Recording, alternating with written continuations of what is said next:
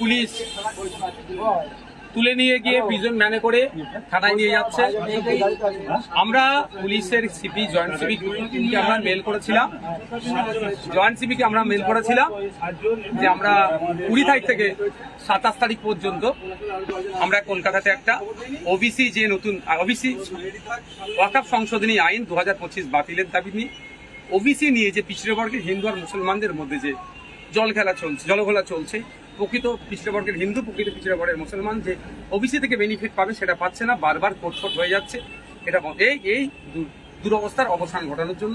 আর fake ST/SC সার্টিফিকেটের রমরমা সারা পশ্চিমবাংলায় 1 কোটি আদিবাসী নাই, কিন্তু 1.5 কোটি ফেক সার্টিফিকেট হয়ে গেছে। মানে কত fake ST/SC certificate, Rahman title, Das title, Banerjee title, ST কোটায় চাকরি করছে।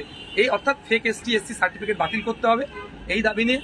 আর পরিযায়ী শ্রমিকরা ভিন্ন রাজ্যে যেভাবে আক্রান্ত হচ্ছে এটা বন্ধের দাবি নিয়ে। এবং পরিশেষে যেটা গুরুত্বপূর্ণ বিষয়, আজকে নাগরিকরা SIR নিয়ে আতঙ্কিত।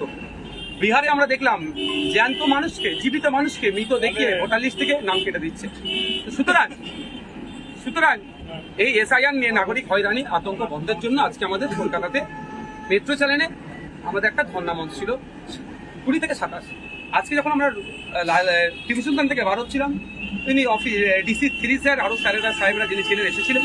আমরা বললাম তাদেরকে যে আপনারা যে যেখানটায় আমাদের জায়গা দেবেন মেট্রো, সেখানেই আমরা বসবো। তখন বলবো যে মেট্রোর জায়গায় আমরা বসতে পারবেন না। আমরা তাহলে ওয়াই চ্যালেন বা টিপু সুলতানের ওখানেই আমাদেরকে 7 দিনের দিয়ে দেন, আমরা এখানেই থাকবো। আপনার যে ব্যারিকেড লাগিয়ে দেবেন, ব্যারিকেডের বাইরে একটা মানুষই যাবে না। কিন্তু দুর্ভাগ্য আমাদেরকে সেটা অ্যালাউ করলো না। আমরা যখন এগিয়ে আসতে যাচ্ছিলাম, বিশাল পুলিশ বাহিনী আমাদের আটকাচ্ছিল। পুলিশের ড্রেস পরে যারা ছিল আমাদের সাথে কেউ একটা খারাপ আচরণ করেনি, কিন্তু সিভিলে যারা ছিল পুলিশের মধ্যে থেকে আমাদের প্রচুর কর্মীকে মারধর করেছে। আমাকে হলুদ শার্ট পরে, সম্ভবত হলুদ টি শার্ট পরেছিল, হাতে কি ছিল জানি না, এখানে একটা ঘুষি মেরেছে, প্রচন্ড জোরে ঘুষি মেরেছে, প্রচন্ড জোরে ঘুষি মেরেছে। আমি এখনো ব্যথা পেয়েছি।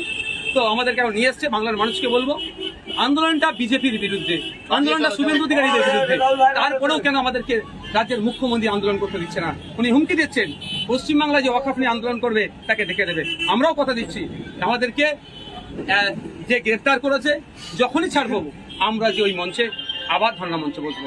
বাংলার মানুষকে বলবো, আপনারা এই পুলিশ আচরণের, এই মমতা ব্যানার্জির এই আচরণের আপনারা বিরোধিতা করুন, এর বিরুদ্ধে কথা বলুন। একদিকে যেমন ওয়াকফকে বাঁচাতে হবে, অপর দিকে SIR নিয়ে যে আতঙ্কিত তৈরি হচ্ছে এটাকে ঘুচাতে হবে। আপনারা ঐক্যবদ্ধ হন। এই ফ্যাসিস্ট সরকার, দুর্নীতিগ্রস্ত সরকারের বিরুদ্ধে, স্বৈরাচারী সরকারের বিরুদ্ধে আমাদের আন্দোলন জারি থাকবে। জানি না আমার এখন যা লেগেছে, হয়তো আমাকে হসপিটালাইজ হতে পারে, প্রচন্ড লেগেছে আমাকে।